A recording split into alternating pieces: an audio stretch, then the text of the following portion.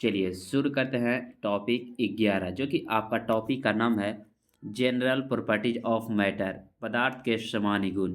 ये जितना भी हम लोग इसका ऑब्जेक्टिव क्वेश्चन करेंगे, इसका थ्योरी हम लोग नहीं करने वाला है फ्रेंड्स। जिनका भी रेलवे का एग्जाम है उनके लिए मोस्ट इंपॉर्टेंट क्वेश्चन होने वाला है। तो चलिए आज का सेशन को हम लोग स्टार्ट करते हैं। आज का आपका पहला क्वेश्चन देखिए दिया हुआ है कि चित्र ए और बी में दो लड़के एक ब्लॉक पर बल लगाते हुए यदि ब्लॉक दाहिनी ओर गति करता है, मान के चलिए ब्लॉक इधर गति करेगा, तो निम्नलिखित में से कौन सा कथन सही होगा। तो ए द्वारा लगाए गए बल का परिणामी बी की अपेक्षा अधिक होगी। यार इससे अधिक बल ये लगाएगा ए, तब तो इधर घसकेगा, यानी कि आपका जो राइट आंसर हो जाएगा ये आपका राइट आंसर हो जाएगा। अगला क्वेश्चन है क्वेश्चन नंबर 2।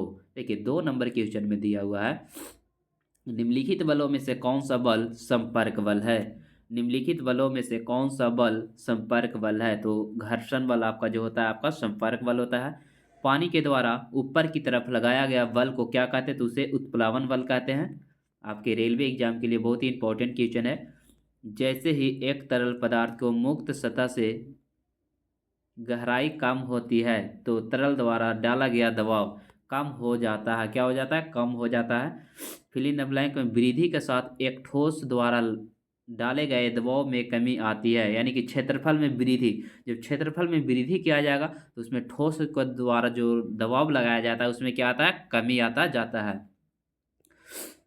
उत्क्षेपण बल और भार कार्य करते हैं विपरीत दिशाओं में कार्य करते हैं, यानी कि आपका जो राइट आंसर हो जाएगा ऑप्शन बी आपका राइट आंसर हो जाएगा। जहाजों की गति में वृद्धि किस पे आधारित है, तो आर्किमिडीज के सिद्धांत पर आधारित है, यानी कि जहाजों की गति आर्किमिडीज के सिद्धांत पर आधारित है, यानी कि राइट आंसर हो जाएगा ए। अगला क्वेश्चन है क्वेश्चन नंबर 8। किसी वस्तु का तरल पदार्थ पर रखे जाने से उत्पन्न ऊर्ध्वगामी दबाव को क्या कहते हैं, तो उसे जो कहते हैं बॉयंट फोर्स कहते हैं, यानी कि आपको जो राइट आंसर हो जाएगा ए आपका राइट आंसर हो जाएगा। अगला क्वेश्चन है क्वेश्चन नंबर 9।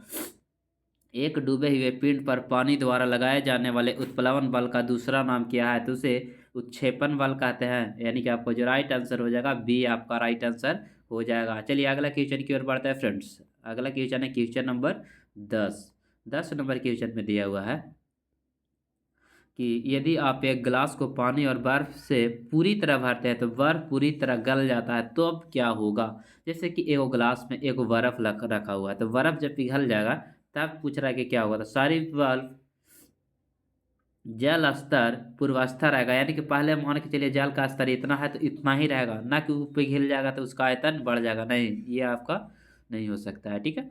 अगला है यदि कोई वस्तु डूबती है तो वस्तु पर तरल द्वारा प्रयुक्त उत्क्षेप क्या होता है, तो वस्तु के भार से कम होता है।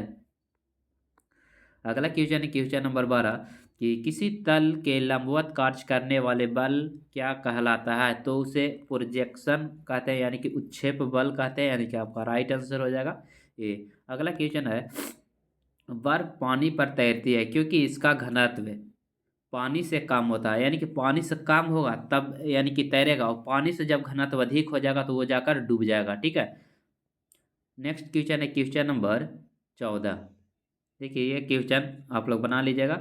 चांदी का घनत्व पूछा है तो इसका इस राइट आंसर हो जाएगा 10.8। नेक्स्ट क्वेश्चन है सापेक्ष घनत्व के बराबर होता है। सापेक्ष घनत्व जो होता है किसके बराबर होता है, तो ये जो होता है पानी के घनत्व या पदार्थ के घनत्व या पानी के घनत्व के बराबर होता है। याद रखिएगा सापेक्ष घनत्व पूछेगा तो पदार्थ के घनत्व के बराबर होता है। अगला क्वेश्चन है निम्नलिखित में से किसकी कोई इकाई नहीं होती है, तो सापेक्षिक घनत्व की कोई इकाई नहीं होती है, यानी कि रिलेटिव डेंसिटी की कोई इकाई नहीं होती है। आपका राइट आंसर हो जाएगा बी आपका राइट आंसर हो जाएगा। अगला क्वेश्चन है क्वेश्चन नंबर 17। यदि कोई वस्तु तैरती है तो वस्तु पर जल द्वारा लगाया जाने वाला उत्क्षेप बल को क्या कहते हैं, तो वस्तु के भार से अधिक होता है। क्या होता है, वस्तु के भार से अधिक होता है। देखिए वस्तु का भार से अधिक होना चाहिए तभी तो वह तैर पाएगा, नहीं तो तैर नहीं पाएगा, डूब जाएगा। जब एक पिंड को किसी तरल से पूरी तरह या आंशिक रूप से डुबाया जाता है तब उस पर ऊर्ध्व दिशा में एक बल प्रयुक्त होता है, तो उस पिंड द्वारा विस्थापित किए गए तरल के भार के बराबर होती है। यह किस नियम द्वारा स्पष्ट होता है। देखिए आरआरबी एएलपी में पूछा हुआ क्वेश्चन है, तो ये जो आपका राइट आंसर हो जाएगा आर्किमिडीज के सिद्धांत पर आधारित है। सीजीएस प्रणाली में विकृति की इकाई क्या होती है? तो विकृति की कोई भी इकाई नहीं होती है, यानी कि आपका जो राइट आंसर हो जाएगा सी आपका राइट आंसर हो जाएगा। नेक्स्ट है, एक प्लास्टिक पेपर स्याही कैसे सूखता है? तो केसिक यानी कि केशिका क्रिया के द्वारा, यानी केशिकत्व की क्रिया के द्वारा, जिसे कैपिलरी कहा जाता है। अगला है क्वेश्चन 21, एक द्रव के बूंद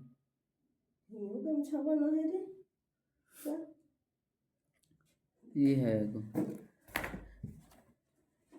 एक द्रव की बूंद संयोजित होती है क्योंकि इसके कणों का आकर्षण इसका संभव क्षेत्रफल न्यूनतम करता है। तो इस परिघटना को क्या कहा जाता है? तो पृष्ठ तनाव कहा जाता है, यानी कि आपको जो राइट आंसर हो जाएगा ये आपका बिल्कुल राइट आंसर हो जाएगा। नेक्स्ट क्वेश्चन है क्वेश्चन नंबर 22, जल की गिरती हुई बूंद किस गुणधर्म के कारण गोलाकार होती है?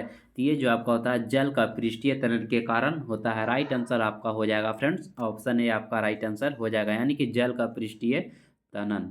अगला क्वेश्चन है क्वेश्चन नंबर 23, एक टैंक को एक समान क्षैतिज त्वरण से एक द्रव द्वारा आंशिक रूप से भरा गया है। निम्नलिखित में से एक टैंक में द्रव की सतह के लिए कौन सा कथन सत्य है? तो आपका जो राइट आंसर हो जाएगा, चलिए ऑप्शन देख लेते हैं। तो द्रव की सतह गति की दिशा में गिरता है और टैंक के पीछे की ओर उठता है, यानी कि आपका राइट आंसर ये हो जाएगा। देखिए बहुत ही इंपॉर्टेंट क्वेश्चन है क्वेश्चन नंबर 24, यानी कि उत्प्लावकता सिद्धांत के आधार पर जहाज पानी में तैरता है। सर्वप्रथम इस सिद्धांत की पहचान करने का श्रेय किस वैज्ञानिक को जाता है? तो आर्किमिडीज को जाता है।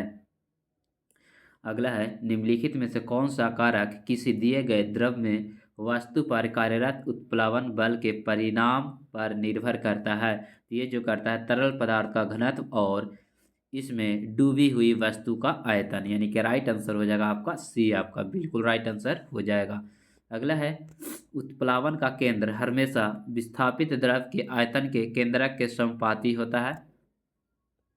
ठीक है, चलिए नेक्स्ट क्वेश्चन की ओर बढ़ते हैं। Question number